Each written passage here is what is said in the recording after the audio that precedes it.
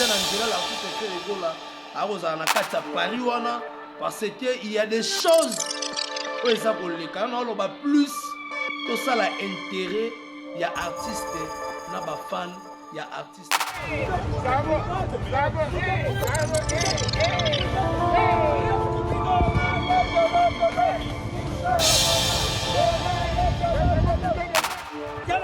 babengisa na bango bato membalo yo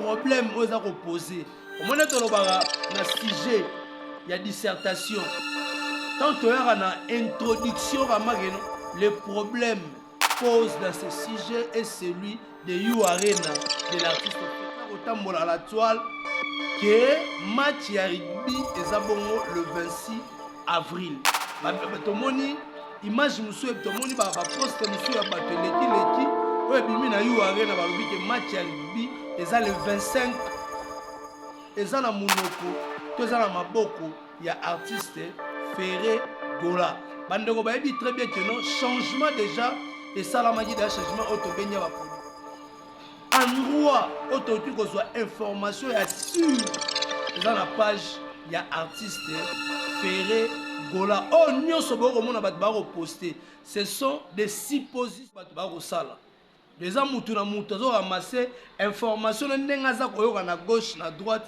asali nini aye annoncer na page pour à nourrir page.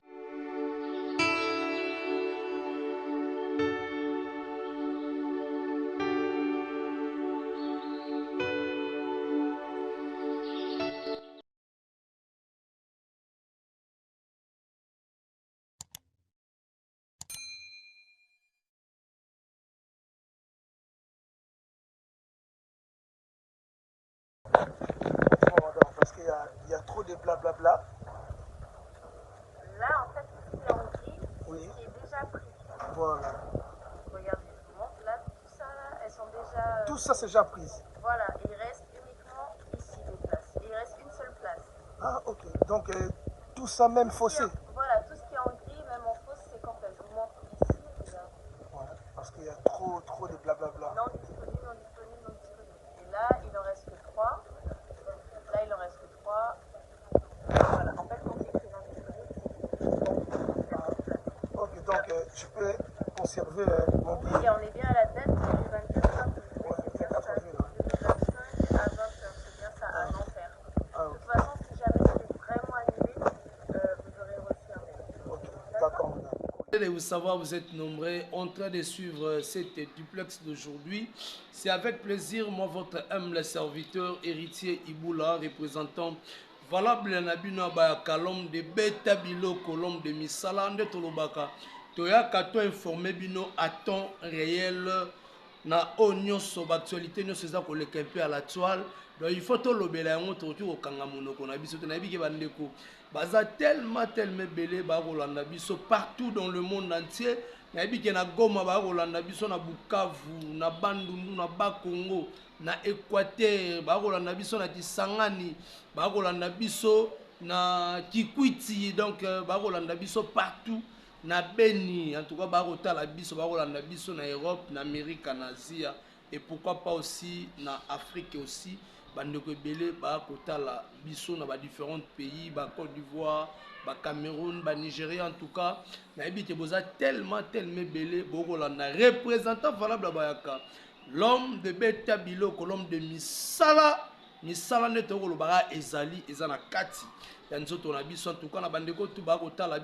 bien que l'artiste Ferré Gola, après avoir connu sa festival à Mani, l'artiste Ferré Gola avec son équipe, dans ma mission à Kinshasa, en tout cas, tu vis bien, l'artiste Ferré Gola, semaine où il aussi la tête, à Rosalabon, à Paris. Donc, ma collègue déjà dans l'artiste Ferré Gola, à Rosalabon, à Paris, parce qu'il y a des choses où ça collègue, quand on a plus. Tout ça là intérêt, il y a artiste, na ba fan, il y a artiste kozala bien parce que problème aux a reposé. Au moins na sujet, il y a dissertation. Tant que na introduction le problème pose dans ce sujet est celui de You Arena de l'artiste Ferregola 2025, donc le 26 avril. Problématique est ça. Sur autant que tu as un développement, tu as un point négatif, tu as un point positif, tu as un point négatif, tu as une conclusion. Donc, sur la conclusion, la minute oyo, tout ba message à la toile que match ya rugby est le 26 avril. Tomoni image musu tomoni ba poste musu ya bato leki oyo bimi na yu arena balobi que match ya rugby est le 25 avril oyo eza bongo vendredi. Donc siko biso suwe zanini problème na biso o to ko lobeleza siko que non il faut se introduire donc to lobani conclusion eza na munoko to eza na maboko ya artiste Ferregola. Bandeko bayebi très bien que non changement déjà et ça la magie de changement auto benya ba producteur wana donc bangonde batu ba kozwa makambu to koyeba est-ce que ba producteur wana oyo basimbaki Ferregola na festi gola bazongeli masolo na bango ou bien ezaka bandeko na batu ba continuer lit na bango pour babeta l'artiste Ferregola na yu arena. Donc na bike na bandeko tout ba kotala biso ba question eza pa na biso to moni déjà na ba poste ba tebele ba poster yango mais ce que toza kozela nena bise ba goloa les seuls endroit autoki kozwa information ya sûr eza na page ya artiste Ferregola. Oh nyonso boko mona ba ba poster ce sont des suppositions o ba ba kosala déjà mutu na mutu azo ramasser information ndenge aza koyoka na gauche na droite asali nini aye annoncer na page pour à nourrir page na ye. Mais ce que biso ba communicateur et artiste to koyebisa na batu ke boyeba yango tozela information clé na chaîne ya artiste et plutôt na page ya artiste Ferregola et place au wapi to kozwa vraiment vraie nouvelle confirmation est-ce que concert et le 26 avril bien changement ya date bon mais bato ba sombi ba billet na bango bo garder ba billet ba reconduire bango bandeko pena ba sombi te ndeto koloba ke bosala toujours en attente na rocha avant na cha extrait ya ndeko oyo ye pasala ki lettre za golo lokola yo alande ko luka asomba billet na ye ya yu arena mais ba koloba net non il y a pas assez de place mais il faut s'inscrire. La pesi mbote na restaurant biso na biso 5 étoiles et pas vient na biso Sims. Alors baso koti na kata ville à Lyon. Au comme na restaurant biso na biso 5 étoiles té. Donc c'est au koti Lyon té. Au so koti na kata Lyon faut le na restaurant biso na biso 5 étoiles et pas vient na biso Sims. La pesi mbote pas Eclipse Lomingo toujours drapeau de Lyon mbote pas Freddy beaucoup la kaya nangai depuis quelque part pourquoi pas Chipo Muchipai papa na Messi na Diama muto atira vraiment Belgique ero luga mbongo na Angola atiki ma Belgique atiki be la 4 saisons aye na Angola ero luga mbongo Chipo Muchipai papa na Messi na Diama Janisita Chungam Putu Banga Muturi les gourous du temple et du temple Kanuna Kavutuka peso bambote mon vieux manager qui artiste alinga libanga au fort la PC pe bambote. En tout cas merci aussi à Clem Blessing motomoko bien motomoko trop assuré je te salue. Merci aussi à François Kabound depuis quelque part. En tout cas merci beaucoup si je compte donc j'ai beaucoup d'estime et de respect avec vous. Merci vraiment à Osala pour Nanga. Merci François Kaboun. Merci aussi à Venanga Sims. Pour attirer héritier Iboula Té na Pesio Bambote. Merci à maman Laurentine Lola. La maman qui se respecte. Maman Fanta Fofana. Maman Odote, maman ministre. Simoke 9278. Grand rappel na kata Londres na mutalega gazate. Simoke mutunanga. La bête la guette tolo Simoke. Dans sa Balthazar te la bête la gagne tolo. La PC bambote. En tout cas, batia na biso image oyo bomona ndenge Gaulois aza ko s'inscrire ndenge yo mpe okoki kosala mpo ozala déjà na page ozala déjà na lignée na yo ya concert ya Yua Arena en image.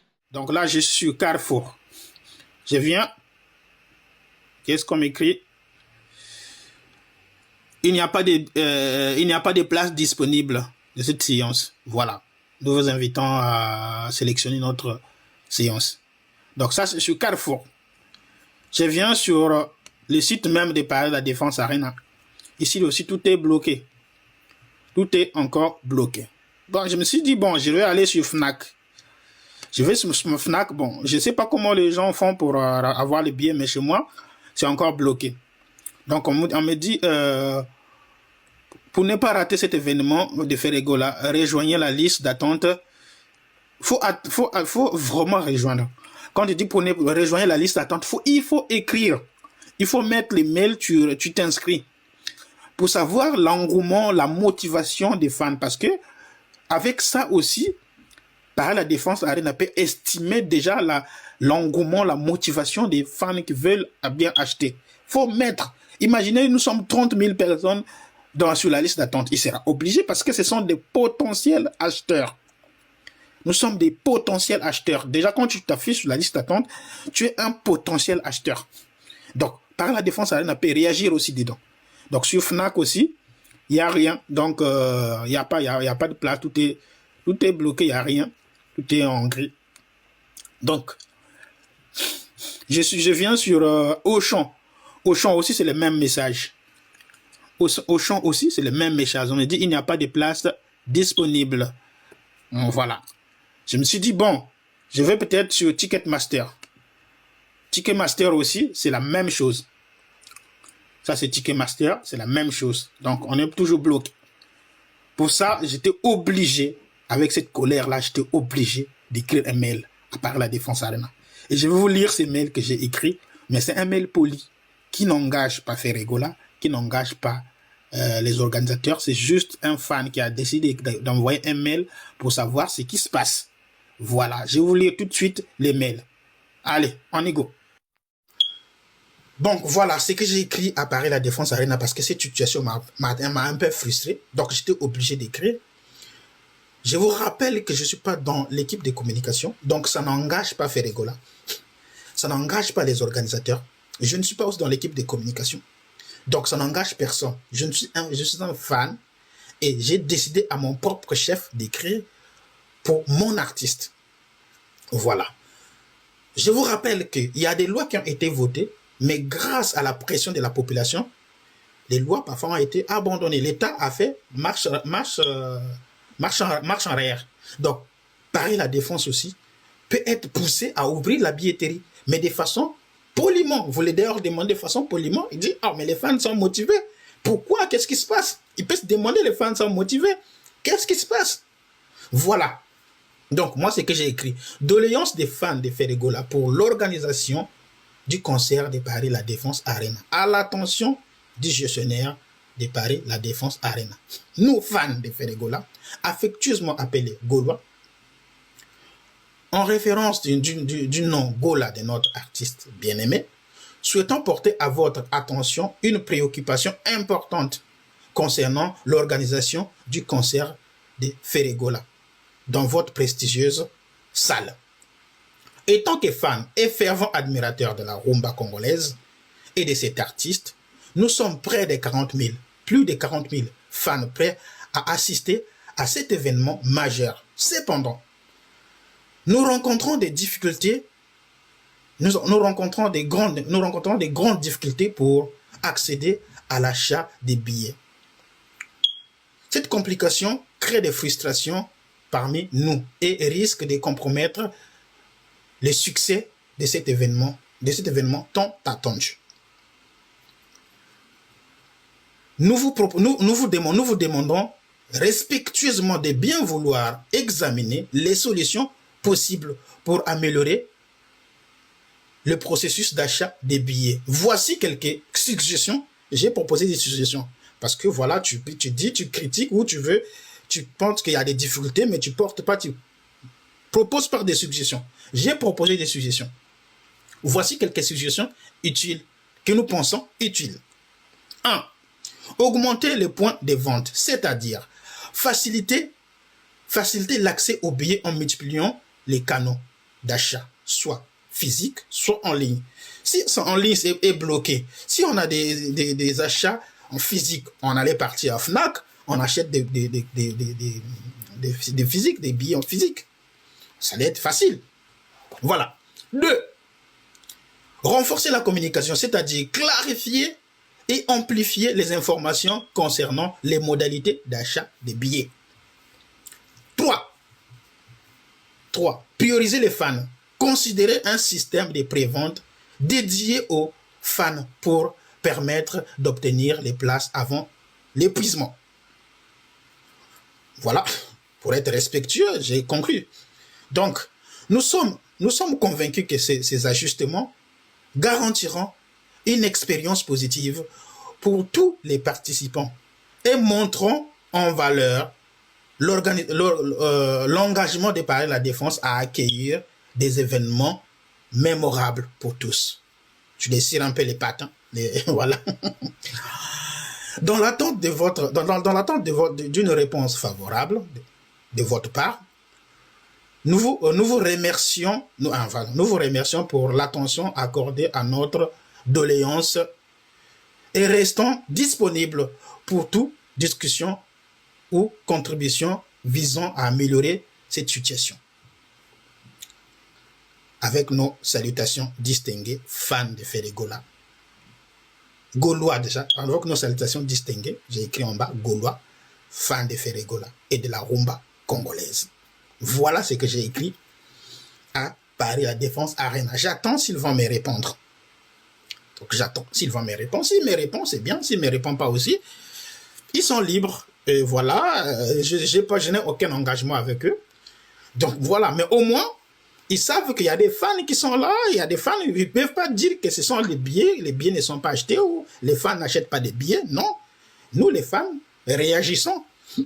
Donc pour ceux qui veulent écrire ou ceux qui veulent envoyer des mails, voilà, on peut l'écrire ensemble et puis on les envoie et chacun de façon différente, on échange un peu quelques mots.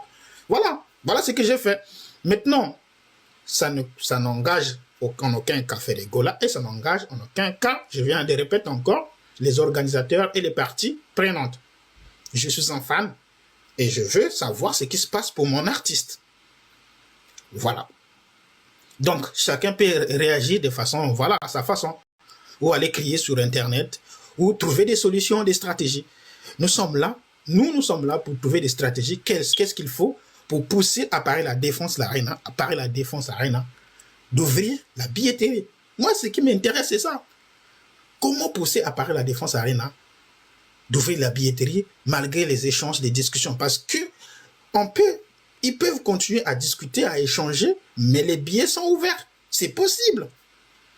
Les billets sont ouverts, la billetterie est ouverte, les gens ils achètent les billets, mais la discussion continue. Mais on ne peut pas tout bloquer.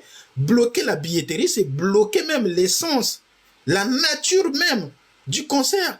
S'il n'y a pas les billets vendus, il n'y a pas de concert. Ça, il faut les savoir. Donc, ils ont touché là où ça fait mal. C'est ça, en fait. Ils ont touché là où ça fait mal. Il est malin, Marc Tabo. Il est malin. Ils ont bloqué là où ça fait mal. Parce que si les billets sont vendus, bah, La Défense Arena aura l'obligation de continuer le concert. Landi ba détail, bozalaka mutema okita concert na biso ya Yu Arena ezali. Torobetaka concert ya Yu Arena na 2025. Peut-être changement ya date ekoti kozala, peut-être changement pe ya date ekoti pe kozala te. Mais tozala toujours l'espoir que torobeta concert na biso na gauche te. Bolanda bato ba koloba na droite te. Mais Gaulois Gladiator concert ya Yu Arena eza na 2025. Na minute oyo na ngola na Citadela et place au Ferregola robeta na stade. Eza le roi stade de Martyr na bango kuna. Na kati ya Citadela na epte so robeta libanda, to so robeta na kati. Mais na moni en tout cas bandeko na concert wane kozana na kati ya Citadela.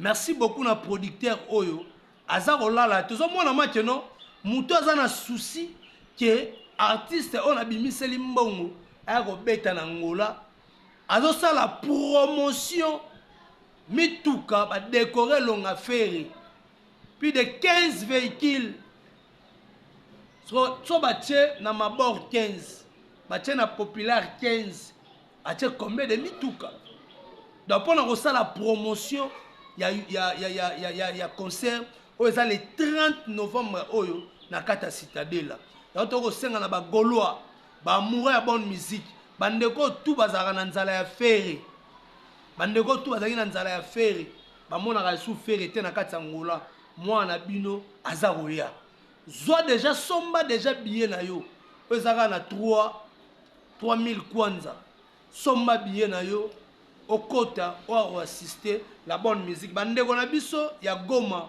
basepela tia bamoni papa ndenga beteli bango ndule donc siko bandeko na biso pe à Luanda bo se préparer si là c'est Pedro le boss bo se préparer à conséquence que vous allez bien j'irai c'est quoi orchestre ngwana za roya venanga 3L magique et l'autre c'est long il faut que na billet à Rosala na ndule wana ekosala bien na Rosala Taylor ekosala très pinzi ekosala kitoko na oloba na bandeko biso to c'est la information si bandeko omoni mama musique na oloba na mama musique la système ya tout la dikulu tala mama musique ya tout la dikulu tala ezana ba relation mususu otokuta na artiste ce sont pas des relations au biso tu quoi se séparer donc photo yeba tango zo tchalokolo o balobaka na boma tout la dikulu tala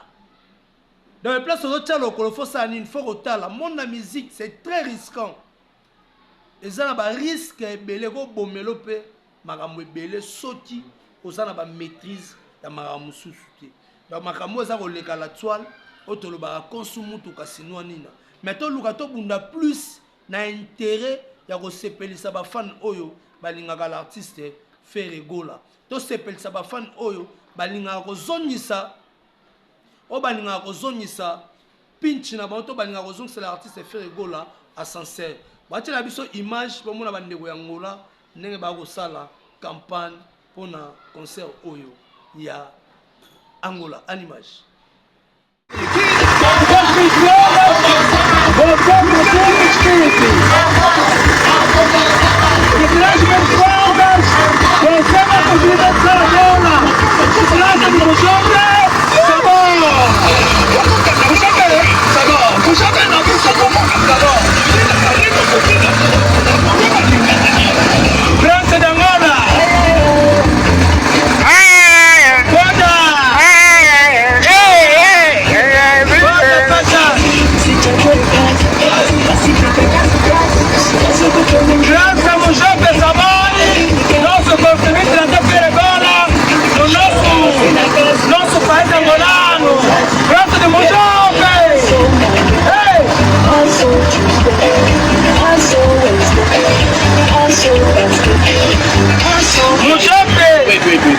No house on Friday, it's a weekend.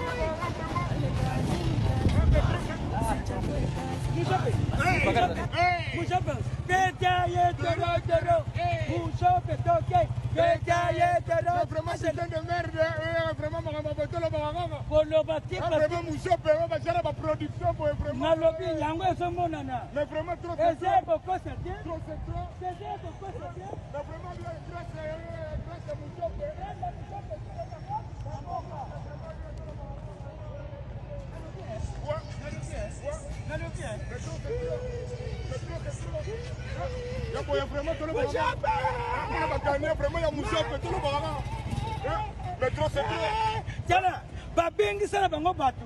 Babengi sana bango batu. Lembalo yo. Mais maintenant, on va faire un bakara pour vraiment pour la fanatique. Mais vraiment, on va interpréter, faire vraiment, on mérite Moutouka Boye, vraiment. Bana ya Luanda, bana kabina kunene, tozane vraiment moko. Barabi oya koyemba bien, azana droit ya fanatique, barabi misiete, fanatique, soko yemi nzema le padre bien, ozana franco mais Moutouka. Mais vraiment bien le 30 ans koyemba bien nzembo faire, mais vraiment ça mérite kala Boye. Biso awa bana mushope, sabo, barabi mushope tosala ka mapa. Nani salia mushope? Mushopao. Nani salia mushope? Solia tacos. Est-ce que yo solia tacos? Mais vraiment Boye. Olingolia tacos yanga na mushope? Mais vraiment le 30 olingolia mushope. Olingolia tacos. Mais vraiment. Si vous qui commettre tacos. Mais vraiment nous sommes vraiment. Merci beaucoup na bande en tout cas somba bien na yo au moins l'artiste fait rigoler les 30 oyo na kati ya ngola wana ekozala bien ekozala biso kitoko na elengi soki bandeko bokoti ndula wana o balobaka maki toya mobondo donc toya vraiment mobondo ekozala bien mipepe nyonso eza koya ekozwa ferité faire rigoler toyebi aza kombati. Po batu ne ba ko luka ferre ba créer ferre go la dossier mais ba ye baka teno ba ko suka kaka ya to ko senga na artiste na équipe ya production o ba na bango ba mekape déjà ko pesa biso confirmation bazongisa billetterie ya URL na ba pesa bandeko confirmation po bandeko ba ko uta na ba différentes pays po biso to déplacer bato ba utaka ba Irlande omoni lokola boss ya mboka autima Irlande aye France omanga bandeko ba uta ba Finlande ba Clem Blessing aye ba François Kabunda uti Canada aye biso faire déplacer ne bato na ba différents pays pour ba ko assister na ndul na biso donc to ko senga na artiste en tout cas na équipe na ye ba meka pe ko penser pour ba pesa biso confirmation ya concert aux 2025 parce que bandeko mususu